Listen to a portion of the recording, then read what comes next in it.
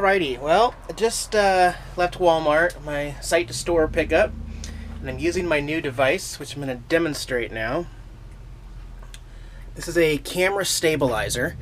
It has counterweights that you can change and adjust the levers. It also has a gimbal right here, so that kind of as you're walking, no matter where your hand is, it's going to try to keep the camera steady. This is what a lot of videographers use in film and sports when they're running after somebody, so that the weight, it actually physically makes the arm heavy, so it's harder for the camera to shake and wobble and do crazy stuff. It's supposed to just be more like a smooth thing. And I know there's been plenty of times where I've shot some scenery that I really wish I had something like this that would just make everything a lot more smooth. I do have my my monopod, which I'm going to be using a lot and incorporating into, but I just think this will be fun to try out. Then I'll go back and see if it's worth it, and if it's worth it, I'll keep it. If it's not worth it, I'll just take it right back in there. There's Walmart right there. It is not a super center, but it is a Walmart. Imagine taking all the video like this and then also stabilizing it in post in Adobe Premiere. I would imagine I'd be able to get some pretty clean shots. Meow.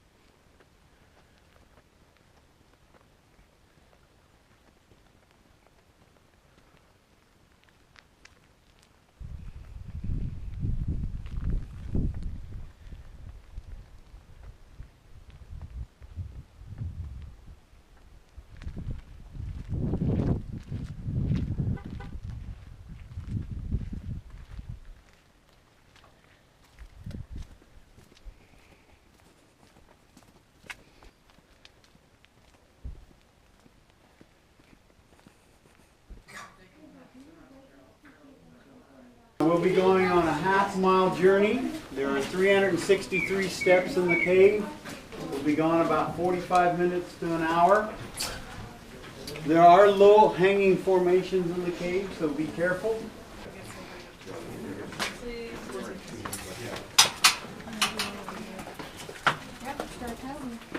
Five.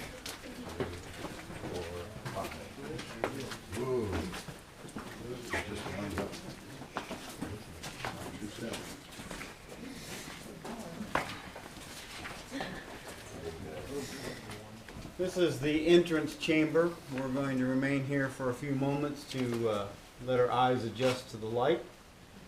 And here we tell you a little bit about the long history of Colossal Cave.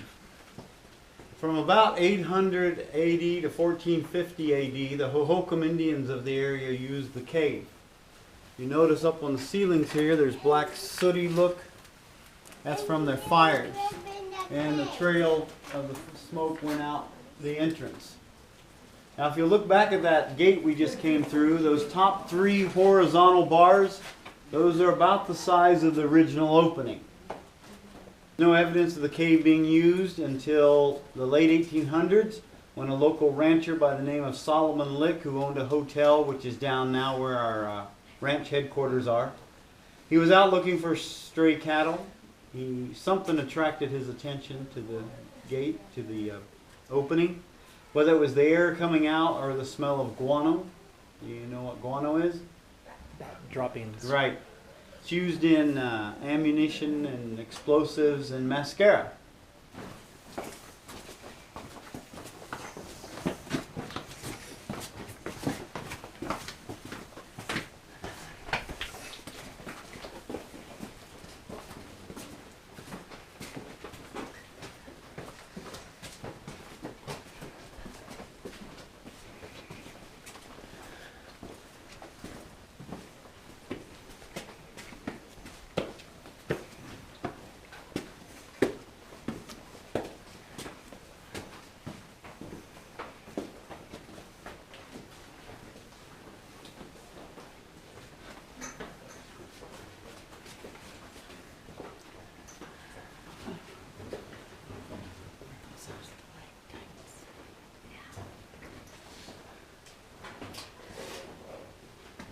And this is called the Crystal Forest, and here we point out various cave formations, 2 types in fact. If you look up on the ceiling, you'll see these icicle-looking things. Calcium-rich water seeps through the ground. It finds a crack in the ceiling, starts dripping down. The water evaporates, leaving the calcium behind, and it forms what's called a stalactite. One way to remember that is to stay there, it has to hold on tight. Then if it drips down to the ground and starts building upwards, it's called a stalagmite. If they grow and form to come together, they're called a column. And that's an example of dripstone. The other formation is called flowstone. When the water drips down, instead of dripping and then building upwards, it goes over the side of a formation and it leaves the calcium behind, creating this look here. And then thousands of years of dirt and grime cover it, and it all becomes a part of the formation. It's said that, some have said this looks like melting ice cream, but it probably doesn't taste like it. Now the one exception to the no-touch rule is right here. This is called Old Baldy. He has been a handhold and a touchstone for luck for about 80 years. The salts and oils in the hands remove the outer layer of protection, and it is actually saturated into the crystal itself. So if this cave were ever to become active again, this one would never grow because the water would just hit it and splash off. So you are welcome and encouraged to touch him. There are, as I said, low-hanging formations in the cave, and legend says if you give him a touch, he'll give you luck so you don't get hit by his big brothers.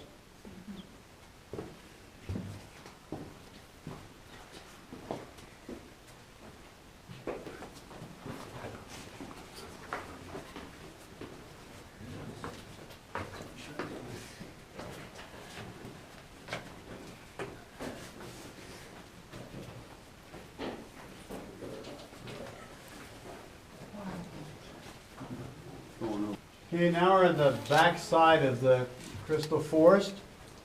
Cave explorers, like others, use their imagination for things.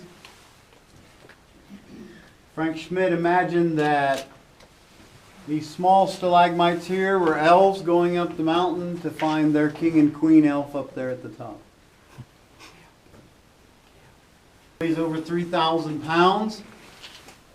On the bottom you will notice there is some black coloration, or brown. These are not natural colorings. These are hair products and blood. So please be careful as you go by, so you're not Fang's next victim.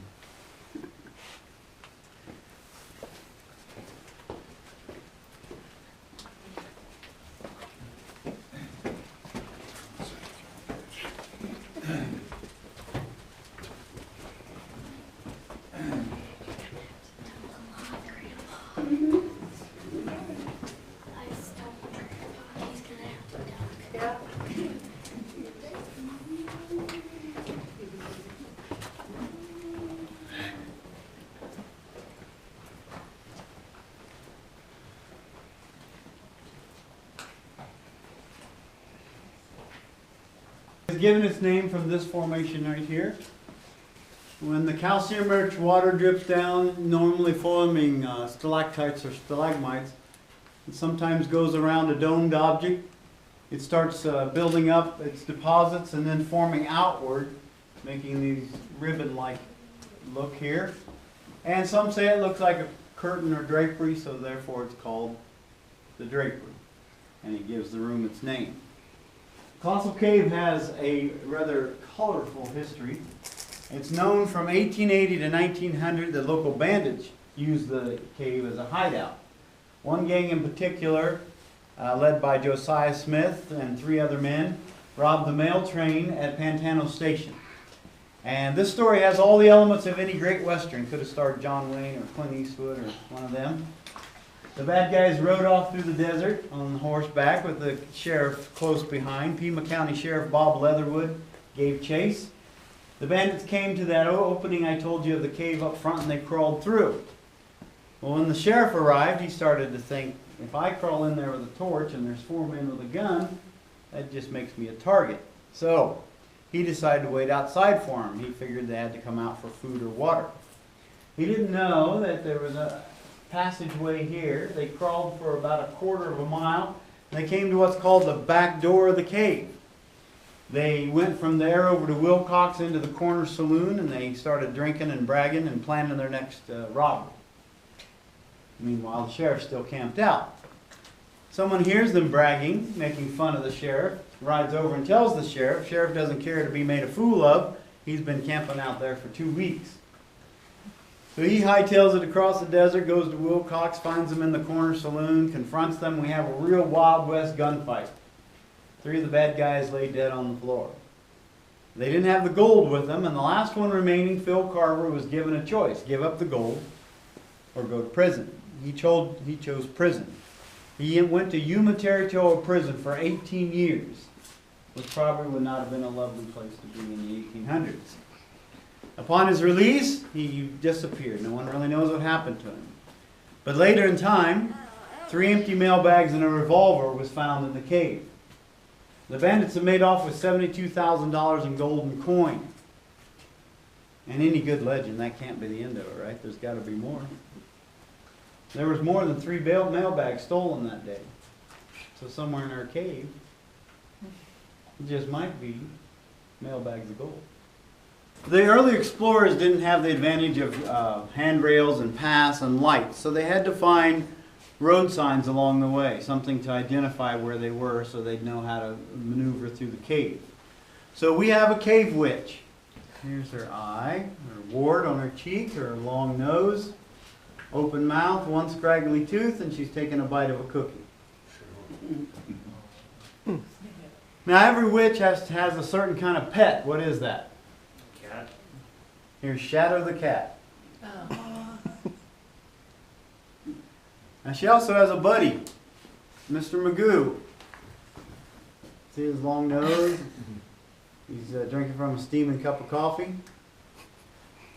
So if you remember Mr. Magoo, he was blind but well-intentioned. If you follow his nose, you go deeper into the cave, probably get lost. But if you follow the witch's nose, it takes you right back to it points right at the opening of the cave that we came in. So early explorers, if they found their way to this room and saw that, they'd know which way to go to get out.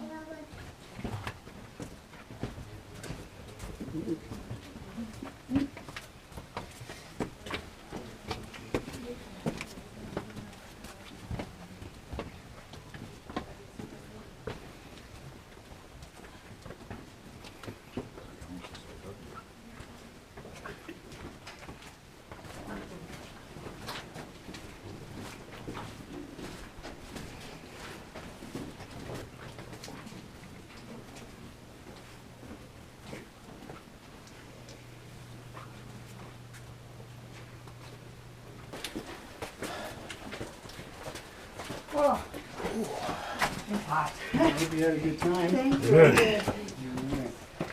Thank you. Thank you. Thank you for the tour. Yeah, Have a good day. Take care.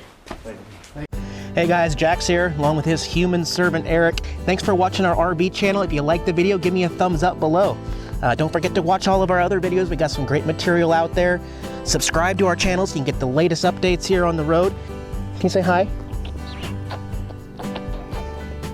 Talk to you guys later.